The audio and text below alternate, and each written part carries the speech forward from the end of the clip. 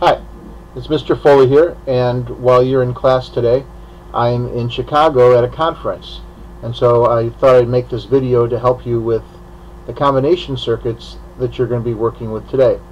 You should have picked up a copy of the Working with Combination Circuits worksheet when you came into class today, and hopefully you can follow along as I go through the different steps in working with these combination circuits. Well, obviously the first thing is, what is a combination circuit? A combination circuit is one in which some of the resistors are in parallel and some are in series. How do we know the difference?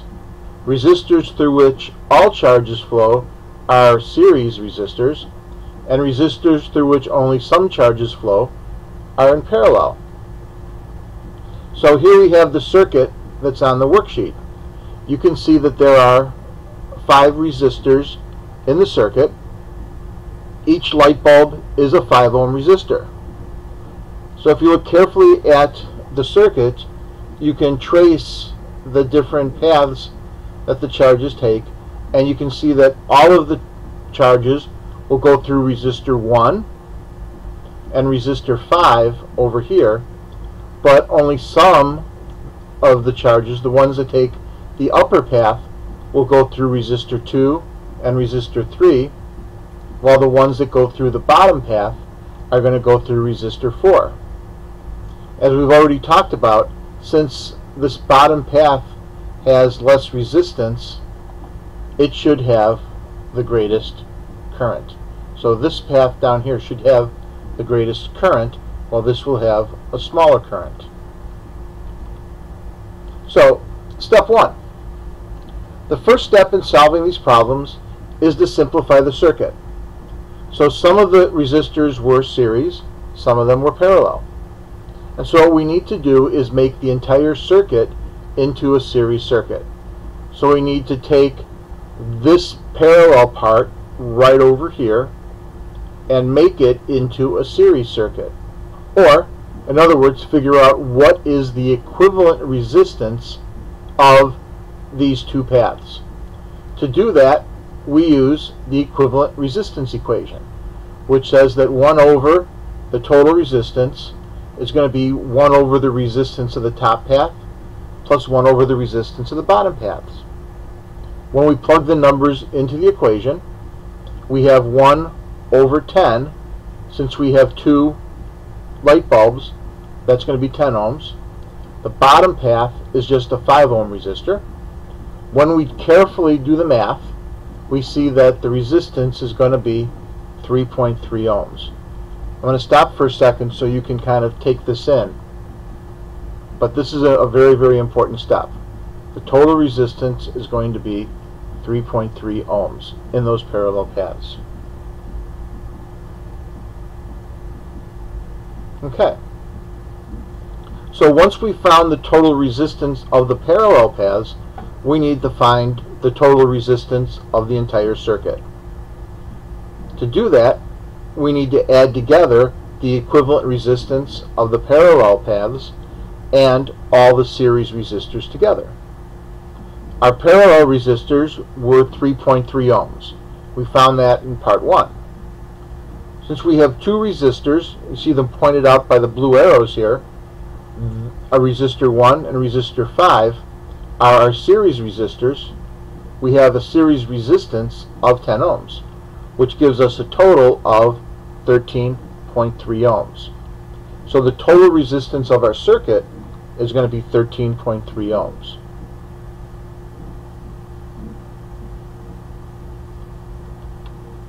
Next, we're going to find the total current in the entire circuit using Ohm's law.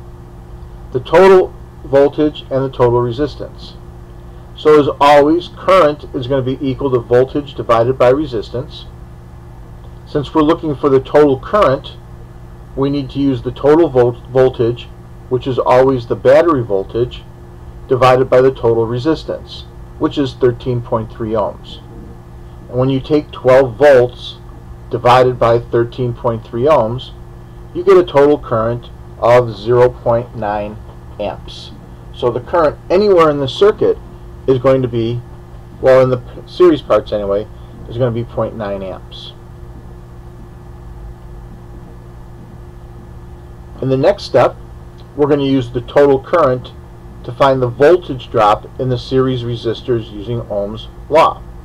Because energy has to be conserved, we have to take care of the energy that's being given off as heat and light by those series resistors, because that energy is not going to be available for the parallel paths. So again, we need to find the energy that's converted by the series resistors so it's not available for the parallel paths. And the voltage is going to be equal to the current times the resistance, Ohm's law. The voltage is 0.9 amps. That's the current through those resistors times 10 ohms. 2 light bulbs, 5 ohms each. So the voltage is 9 volts. That means that 9 volts is converted by the series resistors. So that's taken out of the system. In step 5, since energy needs to be conserved, the total voltage drop from the series resistors is not available for use by the parallel paths, I just said. So we need to find the voltage available for each path by subtracting the total series voltage from the total voltage. And so our battery is 12 volts, so that's our total. 9 volts is being taken out by the series resistors, and so that leaves us 3 volts for the parallel paths. Again, this may seem confusing, but it's all conservation of energy. The energy that's dropping out by the series light bulbs can't be used for the parallel. So we only have 3 volts available for the parallel paths. Finally, in step 6 here, we can calculate what the current is in each of the paths using Ohm's law. So for the top path, the current is going to be equal to the voltage divided by the resistance, as we can see in the equation here.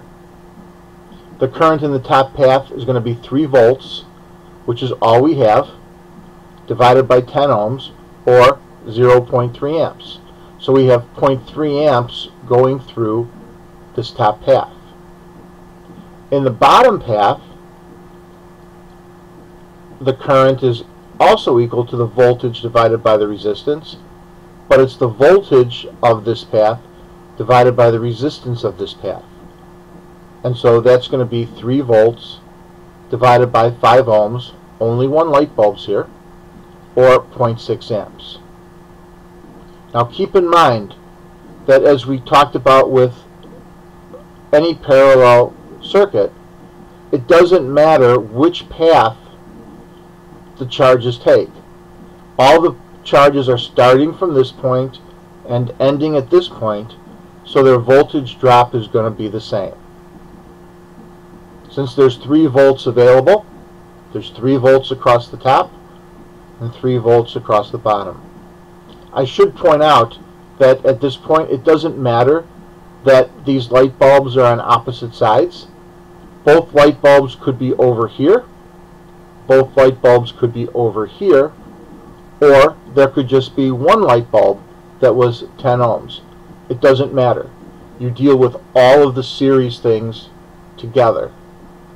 Now the cool thing about this is that if we have 0.3 amps in the top path and 0.6 amps in the bottom path, that gives us a total of 0.9 amps, which is what we already calculated back earlier. I hope this helped going through combination circuits. I've put this video and the PowerPoint that I made it from in the class website. So if you have questions while you're working, you can always go back and check. Good luck with this, and I will see you on Monday.